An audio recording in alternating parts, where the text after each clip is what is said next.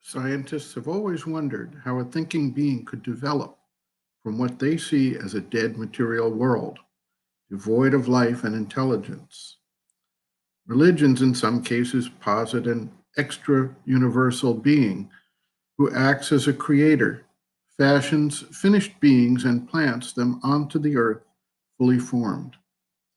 Some believe that random chance interactions of material elements, subject to light and heat from the sun, gave rise to life and mind, thus obviating the need for a divine intelligence that shapes and fashions the beings that inhabit the planet.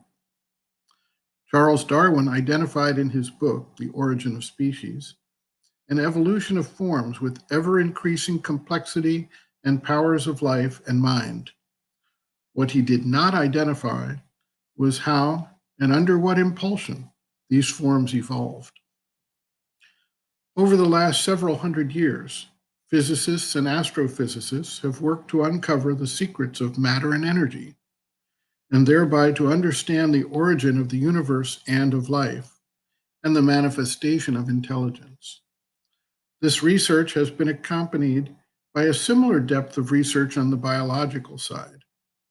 The marvel and mystery of the highly organized atomic structure of matter, the mathematical precision of the electromagnetic spectrum, and the similarly highly organized DNA, RNA structures that underpin living organisms makes it clear that there is no random chance at work here.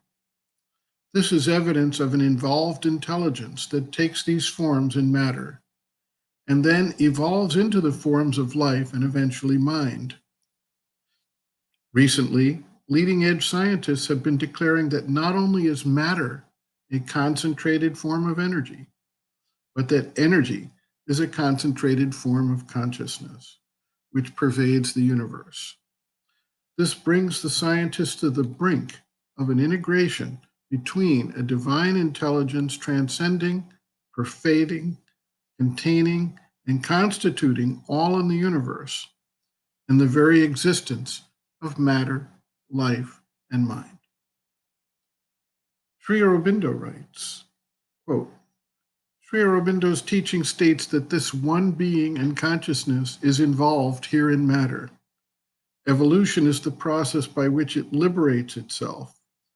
Consciousness appears in what seems to be inconscient, and once having appeared, is self-impelled to grow higher and higher, and at the same time to enlarge and develop toward a greater and greater perfection. Life is the first step of this release of consciousness. Mind is the second. But the evolution does not finish with mind. It awaits a release into something greater, a consciousness which is spiritual and supramental. The next stage of the evolution must be towards the development of supermind and spirit as the dominant power in the conscious being. For only then will the involved divinity in things release itself entirely, and it become possible for life to manifest perfection. End quote. Reference, Sri Aurobindo, The Mind of Light, The Teaching of Sri Aurobindo, page 21.